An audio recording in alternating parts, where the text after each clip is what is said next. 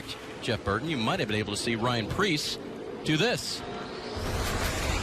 Got pointed in the wrong direction, Dave.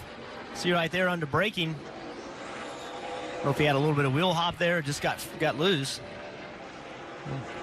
That's no problem right now, but in the race, that looks like it'd be a problem. All stacked up, getting into, what is that, turn 15, 16? Turn 16. That's a lot of turns. Yeah, he got in there hard, wheel hopped the back, got loose into 16. That's a corner that guys can be aggressive with. There's no walls or anything that you're going to run into if you overshoot that. So you can charge that corner pretty hard, get in trouble there. You just slide around a little bit, go through the new turf if you want to. And Junior, just to add on to that point, that braking zone right there, I've been standing down here since the start of practice. It's incredible how many cars are locking the left front. Even though they're going right, that braking zone is so bumpy and undulating that they're actually locking the left front tires they go in, which is pretty interesting. Yeah, absolutely. You think they'd lock the inside tire, which would be the right front coming into that braking zone, but it's so rough. The transition, I've been told by the guys, the transition off of the oval onto that flat new kink is very aggressive, and it's a real hard bump. Very violent, one of the most violent bumps on the racetrack. So what does that do to your rhythm and that wheel in your hands? Just got to time it right. Maybe when you hit that bump, be off the brake pedal for a split second, then back to reapplying. When you land in a bump, all right, the car loads. That's a time when you can brake really hard and without sliding the tires, compressing the tires and everything. You got the most max grip. So come off the brake a little bit as you go into that bump. Keep the tire from sliding. Nicely done that time, and that will put Preece 11th quick in single lap times right now. Marty? Hey, Dave, in first practice, we saw Christopher Bell, who's won quite a number of races this year, as you can see, make contact with the wall. And we have praised these composite bodies for the Xfinity Series. They were able to pop the right rear of the car out. They're going to replace the right front quarter panel. You see that going on right now, and that's pretty cool. They can just pop that piece in there. They're going to pop rivet it in.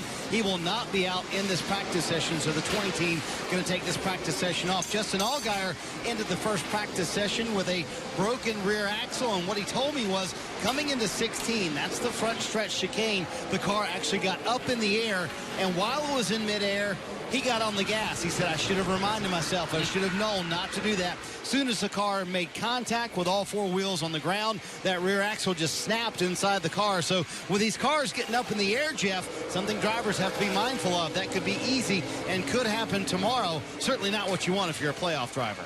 Yeah, Marty, I think what's so hard about that is it happens so quickly. Junior just talked about, and Parker talked about how rough it is getting into those corners. Well, it's not like it's in the air for seconds. It's in the air for just a little split-second time, and then it drops back down. So it's difficult for a driver to really sync all that up. And I think the key is to kind of be a little more under control so the car's not in the air so you can downshift wherever you need to. Allgaier continues. Marty was talking about the composite bodies on these Xfinity Series cars. The 42 of Justin Marks got a test after yesterday slamming the wall in turn 5. They replaced the upper and lower part of the nose. They replaced the left side front fender and the left side rear quarter panel on that 42 car, and it was pristine when I saw it this morning. Isn't that so cool about this series with these carbon fiber bodies, or new composite bodies, is that when these guys do crash and they don't bend the front end or the clips or the frame of the car, they can fix this car. You never know this car was wrecked yesterday. And they fix it, and it looks great. And saves the teams a lot of money. I mean, initial buy-in for all these bodies was an investment, but beyond that moment, which it's happened and it's gone, now we're in the money savings part of what this composite body does for the series. There's just no way in the past, Dave, where you could have a fabricator here fabricate fenders and doors and all those kind of things. They're all handmade parts. Yeah, you were getting another car out and having to race the backup car, which puts wear and tear on a car that would rather be in the trailer, you know? And so you're repairing two cars. That's right. Post-racing two cars, they'd rather one. Just keeps adding up. And Justin Marks' second quick time right now, road race veteran, and he'll be good here tomorrow afternoon. So the Junior Motorsports car, the one of Elliott Sadler, he hit a turtle yesterday. What did he tear out of that, Junior? He broke the left side jack post, and I believe he did that through the back straightaway chicane. And the concern there for me, as you know, an owner or is that if you tear that jack stop off, how are you going to change tires on that car? How are you going to jack left side of the car up and get the tires off of it? And what else can you tear off of the car? I mean, there's trailing arm mounts, there's transmission mounts and transmission cases that have been broken on this course and testing. So as a driver, you got to think about that. Hey, I want to run hard. I want to be aggressive. I want to cut these corners and straighten out these corners as much as I can, but I need to take care of the car. I can't tear the car up, break the car, break the axles, rip the jack post off the car so they can't pit the car. Crew chiefs, owners, they all need to be talking to their drivers about that, reminding them constantly during the race, hey man, keep this thing together, keep it in one piece. Run hard, be aggressive, but we got to be able to pit the car. One of the best strategies in road course racing, stay on the road. Christopher Bell had a little issue with that in practice earlier today. Turn 3. See him lose it right there, get off into the tire pack. And Marty, they were doing some work on that 20 earlier. How's it stand? Yeah, I just wanted to kind of follow up on what you guys were saying. There's the old right front fender that came off Christopher Bell's car. They're kind of measuring some stuff on it. And look how easy it just fits right in there. Just pops in there. They're able to pop rivet the new piece on for that right front fender for Christopher Bell. I mean, if they were in an urgent rush, they probably could get out in this practice session. But I think they feel like they've learned enough for the Roval today, so they're not going to be in a rush to get out there. But look how easily just pops right in there. Junior, I know that's a big cost savings for the team owners here in the Xfinity Series. And that's work that is very much appreciated by the series, by the owners. And Christopher Bell, by the way, one of the reasons why he's okay with not doing this practice, won last week at Richmond. He is all the way through to the next round with that victory. 5-lap averages here at the Roval for the Xfinity Series. Right now leading it, the 42 of Justin Marks.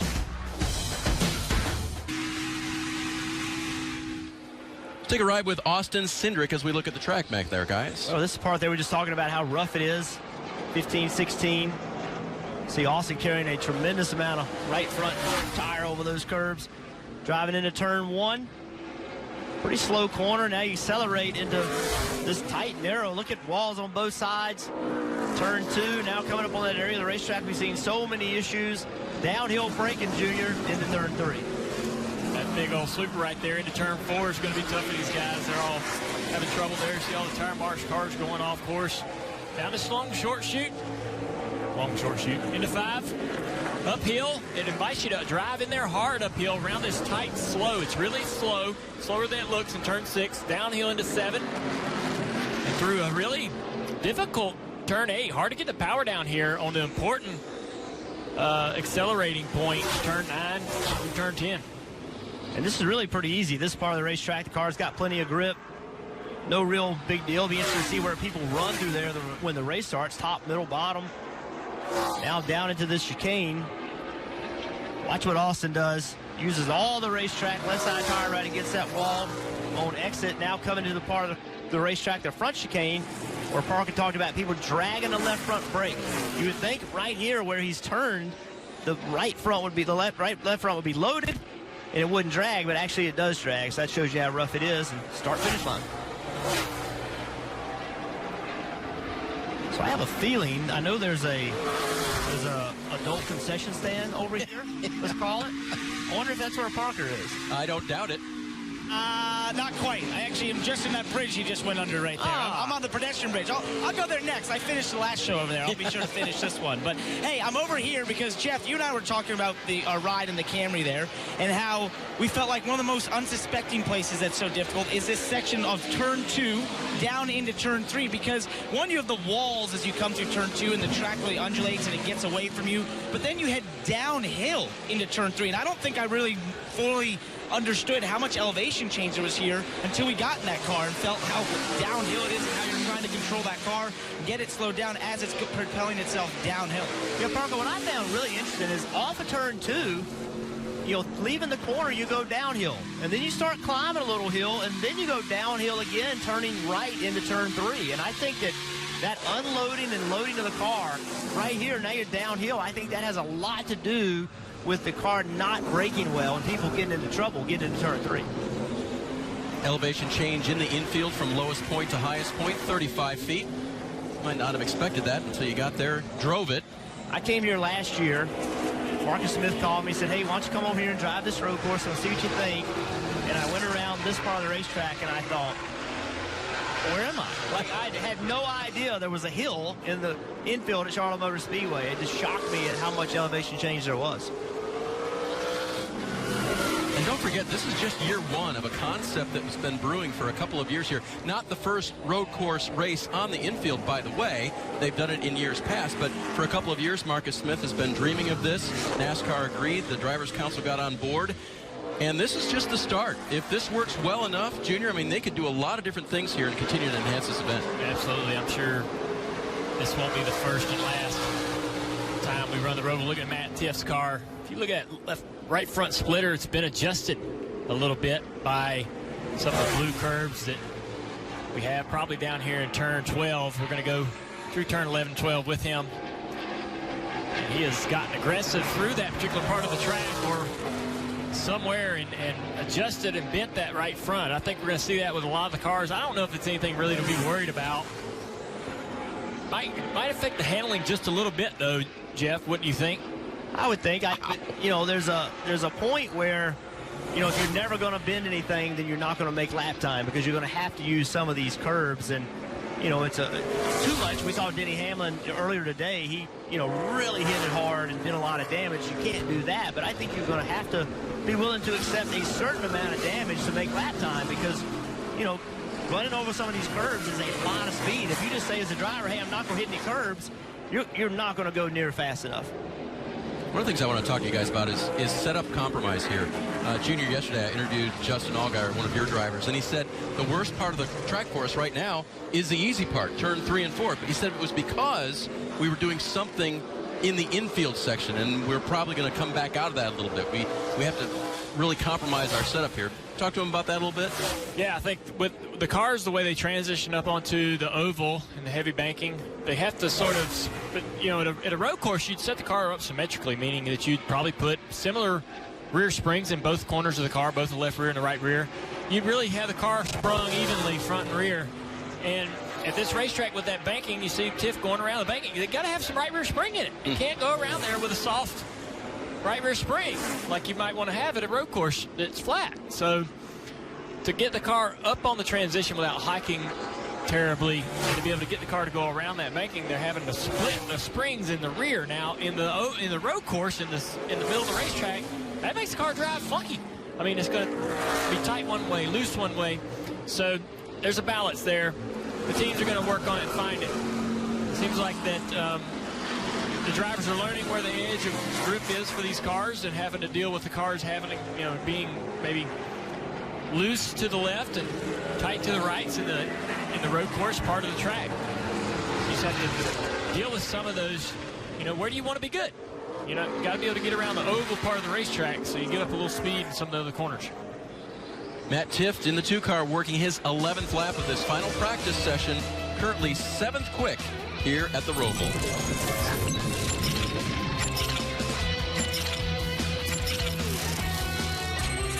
We're gone. More action on the Roval. Some of it not spectacular. I think we're going to see action at the Roval all the time. It's just not going to go away. See Catherine, she just couldn't make the corner, you know, and you know, really wisely, just don't try. Like, you know, you've missed it that far. Just keep going straight. You just said earlier, Junior's no wall there or anything. It's a good place to miss the corner. That's another win for the AstroTurf. Yeah. I mean, I know the fans are going to be curious to see, you know, cars really put that to the test. And I know that we haven't seen a car really hammer through there, spinning out, sliding on the brakes and all those things. But so far, that stuff's holding up really well. And if it does, you know, the drivers are going to be asking for it everywhere. You bet. Yeah, I would too. Yep. I think car owners, I think everybody's going it everywhere. It's just better if something happens and you get into the grass and it destroys your car and that wasn't of your doing, if there's a better way to do it, why not do it? And if this works, right now it seems to be working really well. Part of this was here for the 600, and it works fine then. So, if this works and keeps your driver in the race longer that you came to watch, I think it's a great idea. 112,000 square feet of synthetic turf put down by the Fields Company, and it looks great. We'll see how it takes the weekend. Parker, are you on turf, grass, pavement, or up in the air somewhere? That's the same amount of feet that I've actually walked today around this entire Roval. But I'm actually down in turn 6 in one of the most unique positions, I think, on the racetrack, because I am so close to the cars. They literally are right on the other side of this fence. You can walk right up here. I mean, if this wasn't here, I could high-five them. The craziest thing is I saw the 42 of Justin Marks come through here and get completely sideways, and we were basically looking at each other, eye to eye, locked, as he went by sliding. It's crazy down here. I mean, I can't believe how close we are. And then the other unique thing for all these campers down here throughout this whole infield area is that as they watch these turns right here, turns 5, 6, and 7, you see the cars going by on the banking. So, I mean, you're getting a lot of this racetrack from one vantage point. It's a pretty cool spot. I thought Parker had gotten somewhere he wasn't supposed to be. And then he showed those campers, and I'm like, that's where people can go. I mean, that's pretty cool. It's the thing. I mean, they're all down here. I mean, look, hey, look, you got guys over here having a good time. They're inviting me up there. I'll probably be down here for a little longer than I intended, guys. I'm going to go have some fun. I'll see you later. Yeah, that part of the track Parker. Yeah, that part of the track where Parker is at is kind of closed off from you can't, like when there's a hot racetrack, you can't drive a car in there because the road course goes all the way around it. They have an access point with a bridge, a pedestrian bridge, to get in and out of there. See Parker climbing up. That's brave. But he's going to go up there. Going to the fans. Get a good understanding of the view those fans have from that perch. And I think that's the best seat in the house, to be honest with you. Now how's your this view? is pretty cool. Yeah. I'm not going to lie. These guys, they have a great view up here. I mean, I can see the entire track. I mean, we got turn 5, we got turn 6, turn 7. You can see 8. You can see through the banking of NASCAR 1 and 2. I mean, this is incredible. You can even see down into the backstretch chicane. You got the big screen. These guys have the setup. This is really cool of Charlotte Motor Speedway to find a way to get these campers in here in the infield, the eye of the Roval. And actually, Marcus Smith, who took us around, said that he kind of talked to Mario Andretti, who suggested doing this, right? That he wanted to put the campers on the infield because that's how they do it in Europe. So, Parker, where'd those guys come from? Where'd they travel from to get here? Where are you from, sir? Here in Charlotte. You are? All right. How long you been coming to Charlotte Motor Speedway? 30 years. 30 years. There you go. So they're veterans. Oh, yeah. We've been coming out here. We've been moved all around the infield, but we have a great time. We entertain a bunch of veterans and bring them out for the weekend. So we have a good time with them and have that fun. And it's a great time on the infield. We need to get your name, sir. What's your name? Marshall Burgess. Nice to meet you, Marshall. That's a really cool story. Come on up anytime. We have a good time. You're always welcome. Thank you. Appreciate it, bud. This has been a good time down here. This is a cool view, right? Oh, great view. Best view we've ever had. There you go. Even better than we expected to get. So that's great. There you go, guys. Best view they've ever had at Charlotte Motor Speedway. I mean, this is awesome. And we've lost Parker for the weekend. Yeah, that's He's right. gone. He's been on a scissors lift. He's now been on top of the camper, the bus. By the way, there are some areas left here to look to the future. Marcus Smith, when he took us around the track, said, yeah, there's that area over there with another pedestrian bridge and some facilities. More camping. More camping, yeah. The only reason why there's no camping right there is there's no access, no pedestrian bridge. Is the race going on. The fans couldn't get in and out of there. But we talked to him, and he's going to, since they have sold out camping for this race, they're going to find new ways to get people in here. And there's some great places on this race, inside this racetrack and outside this racetrack, actually, to get a great view of the action. One thing that's also very unique about this racetrack is what road course can you sit in the grandstands and see the majority of the track? I mean, that's crazy. So the guys that come in here tomorrow to watch tomorrow's race and Sunday's race, they're going to see the racetrack. I mean, that's just not something you normally see on road courses. I think it's going to be very unique to be able to see the majority of the track. And then, of course, they have the huge big screen. I still say, though, bring your binoculars because you're going to want a close-up on some of the infield action. Cars side by side and maybe nose to tail taking on the Roval. Later today, make sure you tune in NASCAR America. Fan Friday on NASCAR America. Qualifying after that. And Fan Friday at 6.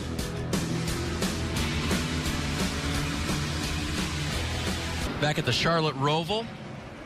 Practice for the Xfinity Series ongoing. And on the left, the track map, so you can get an idea of where all of the 17 turns are. On the right, we'll ride around with Daniel Hemrick. We'll see his telemetry down below, Jeff. This is great to really understand where the cars are on the racetrack. I think this is one of the things that is lost. When I watch a road course race on a road course I've never been to, I have a hard time understanding where the cars are. So this is a great opportunity to have a track map, show where the car is, show Daniel going around the racetrack, and really understand where and when they are a certain place. It really helps get a better understanding of what's going on with the racetrack. Junior, put us behind the wheel these last couple corners right here. See these guys using all the curb there in turn 16.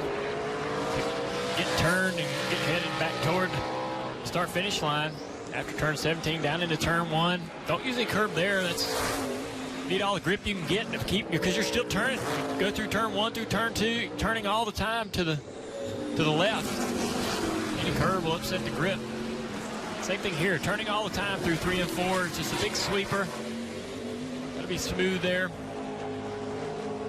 It's turn 5, turn 6. Again, never get the wheel straight. You're always kind of turning and turning, slowing the car hard here to stay tight against that wall to get set up for a good entry into turn 7.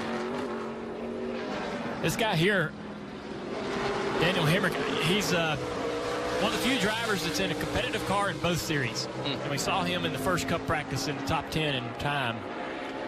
I wonder if he might be able to snowball this into a really competitive weekend for him on the Cup side, having all this time in the Xfinity car as well. He's going to have more laps than most drivers will all weekend. It's been an advantage so far. As we go further on into the weekend, I wonder if, he's going to lose a bit of that advantage, but I wonder if he'll be able to make something happen for himself in the Cup race Sunday. Huge advantage being in the playoffs in the Xfinity Series. I mean, I think that more lap time in that Cup car, because when you drive a Cup car and when you get an Xfinity car, when you get in that Xfinity car, you're like, I am Superman. That's the Xfinity car. It just drives different. The Cup car is a little more challenging, and I think it makes you just able to attack the racetrack and a much better race car driver when you go from Cup back down to Xfinity. That's a heck of a, that's a heck of a thought. I never even looked at it from the Xfinity side. It's going to help them on the Cup side, but everybody always says when they get in a tougher, harder car with more horsepower, less downforce, whatever, every time they step up a rung on the ladder and they go back down, it's easier. It feels easier. If an Xfinity guy gets back in a truck, he goes, yeah, the truck seems simpler. If a Cup guy gets in an Xfinity car, he's like, yeah, I kind of feel simpler, not as intimidated by that car anymore. Same thing for Daniel. He's going to be out here running around all weekend in a Cup car with all that high power and no grip, and getting these Xfinity cars and just wheel the heck out of it because he's got so much confidence. I never even thought about how this may help him actually on Saturday. And Junior, he told me that testing, that was tight with the tire barrier there, wasn't it? He told me testing here yesterday in the Xfinity car has helped the entire program, getting those extra laps. So he was immediately comfortable in the Cup car. They showed speed over there. They've shown speed over here. And I'm wondering, too, guys, he was really wondering himself about what his future was, where he was going to be. Even last week, it was not settled that he would be in the 31 Cup car. To have that announcement out of the way, Jeff, that's got to mean something to him as well. He knows he'll be in the Cup car next year. Now we can just go have fun for the rest of 2018. I think that's huge for his confidence to be able to say, you know what, Richard Childress believes in me enough to put me in a Cup car. He believes me enough to go win this championship, and I'm going to go do it my way. And I think that matters to his confidence and how hard he'll drive this car for the rest of the year. This is bonus time. He got his Cup ride. This is simply bonus time with absolutely all to gain and nothing to lose. It's no different than him basically coming off of a win. He's going to have that kind of attitude and feeling coming out of that press conference and throughout the rest of this weekend, throughout the rest of the playoffs. Big momentum. We saw him going through the carousel. We'll check this replay out. The timing of this is fascinating to me. Watch the car. Watch the back of the car. It is going the wrong direction, and look how quickly it gets straightened out. I mean, that is timing all of that planned. Right. Yeah. It don't look planned. No. But it's planned. And had that not worked out, then they would be putting some of those body panels on that are supposed to go on so easily. So you can see how aggressive he is, smoking the tires, running through the carousel like that, and he's P1 on the board. You're not going to be P1 on the board if you don't do those things. Lap times are good. That's the way it is. Yeah. He ran a hot lap, but he's continuing to run great laps. Let's see how he can get around a lap car here, or what would be a slower car. Yep. Found a spot. Daniel, by the way, finished third at Richmond last week. He is the highest in points of the non-winners in this middle race of round one, but still not completely safe, just 27 points above the cut line. Parker, where are you now? All right, so Daniel Hemrick looks really comfortable inside that 21 car. I'm horribly uncomfortable right now. I finally figured out how to get this scissor lift. I got to get that right. I called it the wrong thing before. Called it a forklift. Yeah, we called it a forklift before. Now it's a scissor lift. I found out Nick Yeoman over here, who works for PRN, maneuvered us up. And we're up, I think, about 15, 20 feet, and we're overlooking turn 1 into turn 2. As this thing moves around. You can't see that, but it is actually moving. It is terrifying. But this is a really cool view that I wanted to have because I wanted to see these cars coming out of turn 1 into turn 2 in this almost, street course-like section where there's walls on both sides. You can't make a mistake, and you see these cars really wiggling around as they try to put the power down. We'll see as Elliott Sadler comes through here as he comes. Let's see how he does. All right, he looks pretty smooth. That was really smooth. I've seen some of these guys, Justin Marks, through here as well. They've gotten a little sideways on the exit. It's really cool to watch. But I'm going to have to get off here because I'm really, really scared at this point. So, Parker, if someone offered you a job this weekend to drive one of these race cars, would you take it? Oh, of course. No doubt. But you're afraid to stand on that scissor lift? Yeah, heights are scary. 200 miles per hour, 170 down the backstretch into that chicane. That's what I want to do. Stand up this high and be wiggled around and feel like I'm going to fall over at any time. This is terrifying. Not going to lie. There he is, the brave and daring Parker Kligerman. And the infield and the Roval at Charlotte Motor Speedway. Final practice continues. You see Ryan Truex Jr. on board. I'm kind of noticing this. Is that called Ryan Truex Jr.? I just did it. You did. I just called him Ryan Truex. Ryan Truex Jr. Laugh, laugh, laugh. This guy's been at the top of the charts almost all weekend. And I've been pretty impressed with his speed. Be watching this guy. I mean, they've had a pretty decent season. I'm sure Ryan would have wanted more and hoped for a victory, but they've been fast this weekend. I've been really impressed. Yeah, Junior, he told me I would like to finish between above 6. He said we always finish between 6 and 12 seems to be where we are. Second fastest right now. They just made a mock run, but Chris Rice told me before this practice session, we've honestly been top 3 every session. They've been very impressive, and they have managed this practice very good, so they've done a very nice job. And a spin on the racetrack, Dave. Entering turn 1. Spencer Gallagher. That's in a backup car. That's Bill Elliott's backup car. For all you awesome Bill fans out there, ran that car this year. You mean the one he would have had to pull out at Road America had he made any mistakes? Yeah. Yep. Hopefully Spencer can get that thing to the starting grid before they have to get the other backup out. Let's see what happens. See what happened to Spencer. Turn 1. Oh, boy. Wow. Look how close he came to get that thing in the fence. Oh, my God. Carrying a little too much speed. I bet his whole team had a heart attack. Look at that. Can't cut it much closer. Look at the walls on both sides. So, no harm, no foul today. You do that tomorrow, and you don't get run into, you're going to be lucky because it's just not anywhere for people to go. He got a backup car out after a little bit of contact yesterday, and they have another backup here. That was turn 3 that got him yesterday, I was told. Turn 1 today. And the first car wasn't tore up too bad. Just a little bit too much, I guess, for the guys to want to put the work in to fix it. Spencer continues on. 2.28 miles, 17 corners, and danger at every one of those corners, especially with 40 cars on the track. That'll happen tomorrow here at the Roval. When the Speedway decided to sell Tums on the idea of heartburn turn, it was an easy sell because look at this. Spencer Gallagher had trouble down there, and if you're Ty Majeski, yeah, that could have been you too. That wouldn't have been a small incident. Nope, it was almost really big. Had issues there during the Cup Series initial test here. Had some issues yesterday. Today, J.J. Yaley hit it pretty square. And right there, Spencer Gallagher just narrowly missed contact at heartburn turn. So I have a feeling that before all this is said and done, this man right here is going to be battling for the win. He has done such a good job on the road courses. Tons of confidence. I just believe he's got to be, with all the success he's had on road courses, he's got to be one of the favorites coming in here. Austin Cindric and he were the two guys that I put as the two favorites. Well, Jeff, they certainly have made strides here on the 7-car. Remember, they had that broken axle at the end of the first practice session after the first run of the day. Here in the second session, Justin said, we've got a lot of work to do and a long way to go. But they've gotten it better slowly throughout the day. And I've got to think, Jeff, that experience and all those wins at road courses and the ability for this team to close certainly going to be a factor for them tomorrow afternoon.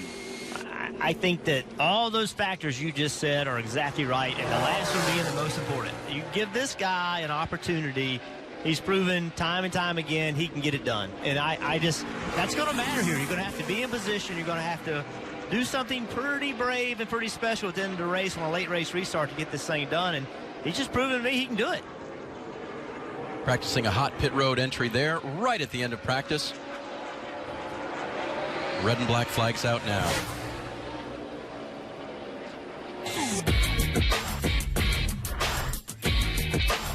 Top 10 speeds. There's Justin. He landed 5th, halfway down. Get the NASCAR America Fan Edition. That's at 6 tonight. Monster Energy Series qualifying before that. And coming up next, that group right there. NASCAR America from the Peacock Pit Box here at the Charlotte Roval. Take a look at the playoff leaderboard. And over on the right, where they practice. Dale Jr., any surprises to you there? I like what I'm seeing out of Ross Chastain. He's back in the 4-car for JD Motorsports, but he has good speed. I think the runs that he's had in that 42 car and Chip Ganasky's over the last couple weeks has given him even more confidence, and he's brought it over to this team, and that performance is improving. Yeah, and then below that, look at 9th, Cole Custer. He was 3rd fastest. Ryan Truex, you mentioned him earlier, how impressive he's been. 2nd fastest. Austin Cindric, I think you have to consider he might win this race. So 3 guys outside of that top 8 are showing to have a lot of speed here. That puts a ton of pressure on everybody in front of them. Practice is done for the Xfinity Series, qualifying and race tomorrow. Meanwhile, Parker continues to find his way around the Roval. Oh, guess what? Yeah. Oh, yeah, you know it. The Panic Patio. You know I ended here the last show. But funny enough, this is Kale over here. This is Brett. They were watching on the app, saw me here, and then came out here after seeing it because they thought it was such a cool place to be. And, guys, I feel like I've been all over this racetrack. I've earned this drink. I truly have earned this. This is such a cool spot to be over here, being able to see cars coming to Turn 3, go out of Turn 4 at the Panic Patio. An awesome place. Cheers, bud. Cheers. Thank you. That's just have a good one. That's just cranberry juice right now, right? Yeah. Cranberry on the rocks, yes. We still have to work a little bit here. What, 30 seconds? The things that they've done here, guys, to make this an event instead of just a race are really impressive. Can I get a drink and some earplugs? I mean, then you two could enjoy. They got a Ferris wheel over in Turn 3 and 4. They got bullfighting in the fan zone this weekend. Saw that. Bullfighting. Not bull riding. Did you watch the video of those guys? Fighting. So those guys are unbelievable. Pretty awesome. Yeah. Final practice is over. Fastest was Daniel Hemrick. NASCAR America coming up. They will discuss it all on the other side. DJ, Kyle, and Chris Devoda right down there on the Peacock Pit Box. There is the Panic Patio. But from there, we'll head over to the Peacock Pit Box and Krista.